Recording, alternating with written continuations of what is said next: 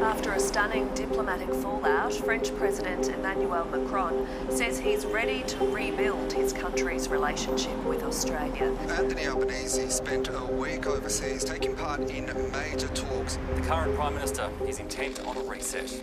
It's being hailed a new start for French-Australian relations. Prime Minister Anthony Albanese was warmly welcomed to the Elysee Palace less than a year after his predecessor cancelled a $90 billion submarine contract.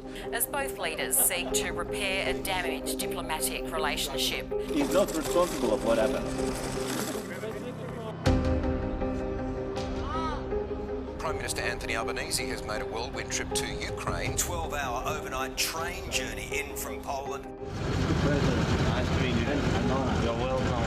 The Prime Minister used his meeting with the Ukrainian President to pledge more. Meeting at the Presidential Palace 3 hours face to face. The PM visited towns devastated by the Russian military. This is a war crime. Suburban devastation of war-ravaged Ukraine. It's just devastating. Okay. Anthony Albanese's been on a quest to make up with France since he became the Prime Minister, so we're paying them more than we had to for ending that contract with them to build the submarines.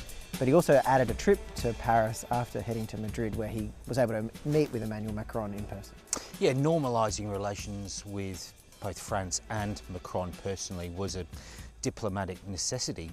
It's arguable as to whether he needed to go to the Elysee Palace to do it, because Anthony Albanese could have had a little meeting on the sidelines of the Madrid NATO conference. He chose not to do that. Instead, we all went to Paris. What was achieved from it? Well, we did normalise that relationship with France, but it was quite clear that Anthony Albanese, in simply not being Scott Morrison, was enough to win back French favour, as well as those extra few shekels that were thrown their way. He went into a literal war zone, though, soon after, and he was there with the Ukrainian president, wanting to send a message to the world.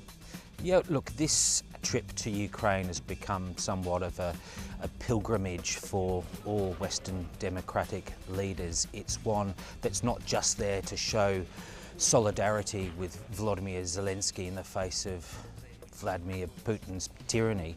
It's about also showing to authoritarian leaders worldwide that Western democratic leaders won't stand up against them. And even though it was a really important trip to go to Ukraine, and we've seen heaps of leaders do the same thing, Mr Albanese faced criticism here at home for going to Ukraine while there were floods in New South Wales. Now, that criticism wasn't really warranted. People tried to make a connection between that trip and Scott Morrison's trip to Hawaii. The big difference is Scott Morrison's trip was a holiday and there was no transparency around where he was. Whereas Mr Albanese was in a war zone, he was there for work, we were aware he was there, and that was a necessary trip, and that argument kind of fell flat on its face.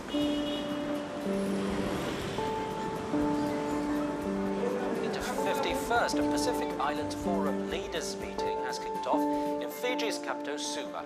Leaders of the 18-member bloc are meeting in person for the first time. Well, geopolitics are already at play on the first official day of the Pacific Islands Forum, with America making its presence felt in the region. Climate change, security and a COVID rebound also high on the agenda.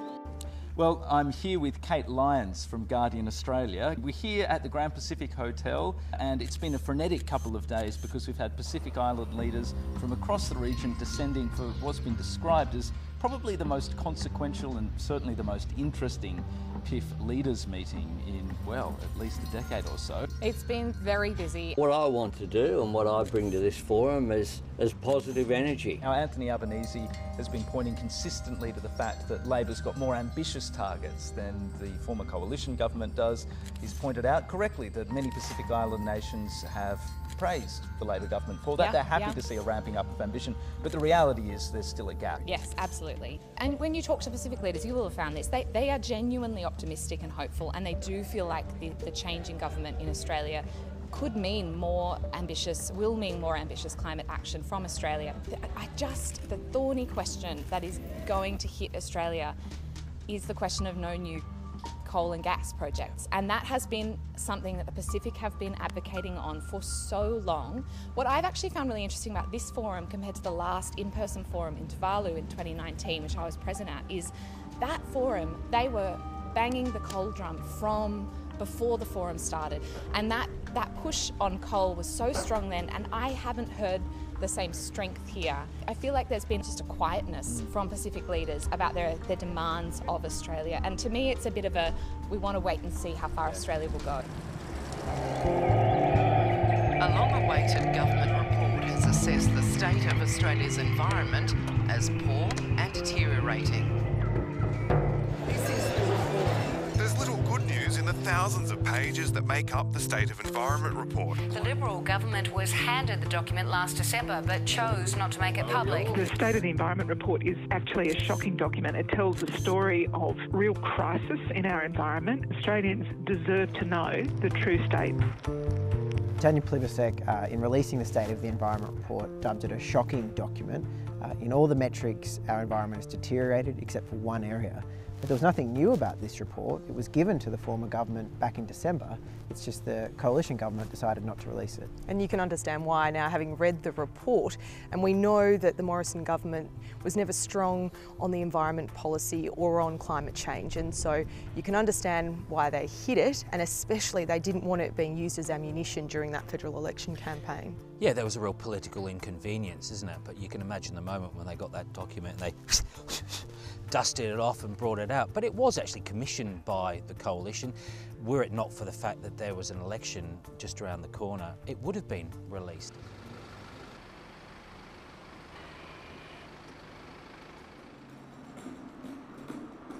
The opening of the 47th Parliament, and there's a massive amount of legislation that will need to get through this building just in this first sitting week. With new MPs and senators to be sworn in and a feisty expanded crossbench ready to make itself heard. Good morning, you're very welcome. It'll be a day of tradition and ceremony, kicking off with a church service in Canberra. It is a big day. Amen. Do not lord it over those in your charge, but be examples to the flock. Anthony Albanese is pledging to govern for all Australians. Ninja Mara, Ninja Malgidjo. Respect, be gentle, be polite, be patient, give honour, take responsibility. No middle path. Make it a source of pride. I declare open the 47th Parliament of the Commonwealth. Australians have elected one of the most diverse parliaments in the history of our federation. And for the first time in almost a decade, Australians voted to change the government.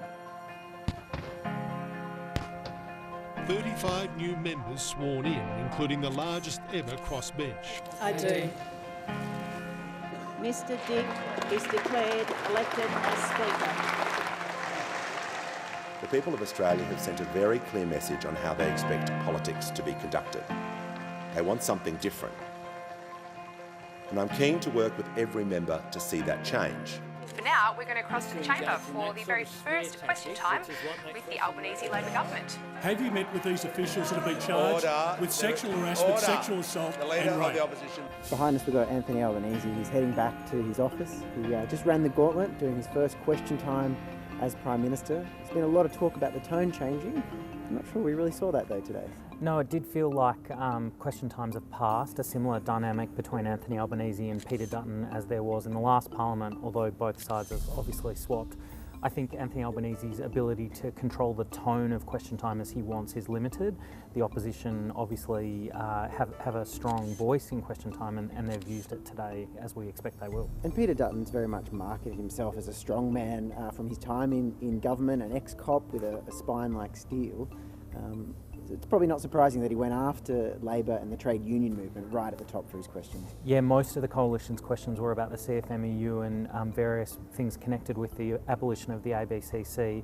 I think Peter Dutton's shown us something of what he's going to be like in question time going forward. We wouldn't expect him to show a different side today, I don't think. That's going to be a key battleground, a key attack opportunity for the opposition leader. The election does mean that there is a difference in that chamber where there was the Teal wave, particularly women independents have come into the chamber. They're going to have an influence. Day one, we haven't seen it quite yet, but they will have a presence in this next term. Yeah, they were a big feature of the ceremonial opening of Parliament, slightly less today on day one for question time. They will be a big difference. I'd also be looking to the change in dynamics on the coalition side. A lot of the rising stars have been wiped out by the Teals, and Labor really had an energy about them, fresh off a big election victory, a lot of youth, vigour, quite a few new MPs. So it's going to be a fascinating Parliament. With inflation rising at the fastest pace in more than 2 decades, another interest rate hike seems likely next week, further turning the screws on already struggling households.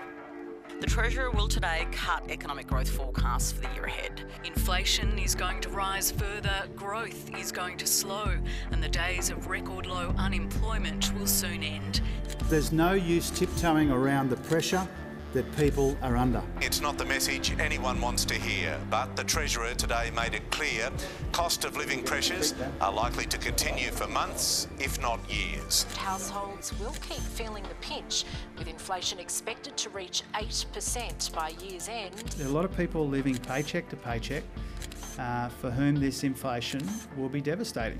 But he insists the end is in sight for the cost of living squeeze. For months, Jim Chalmers has been flagging that he was going to give an economic update ahead of then delivering a budget in October, and the numbers must be changing by the day because things just continue to deteriorate as inflation stays up.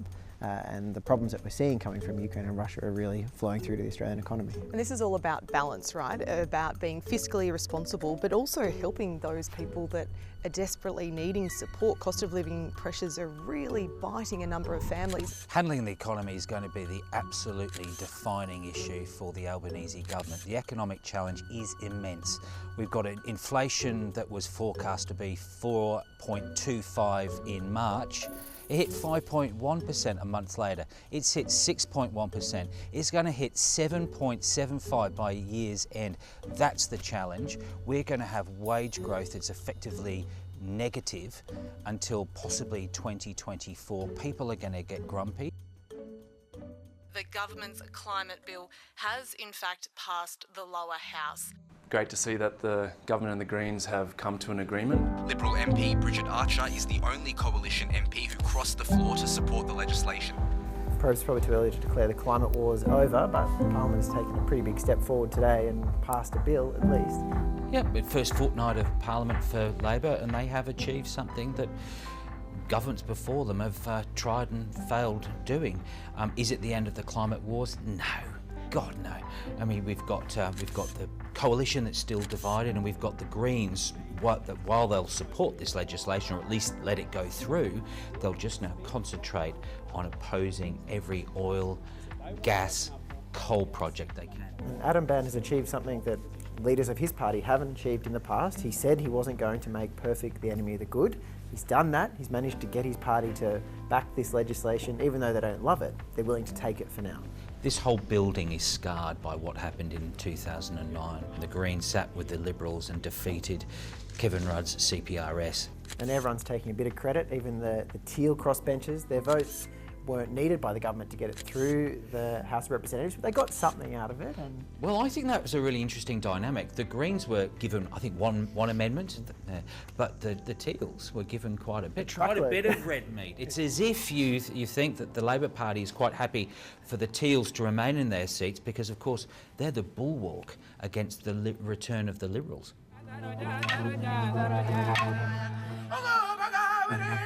A simple principle.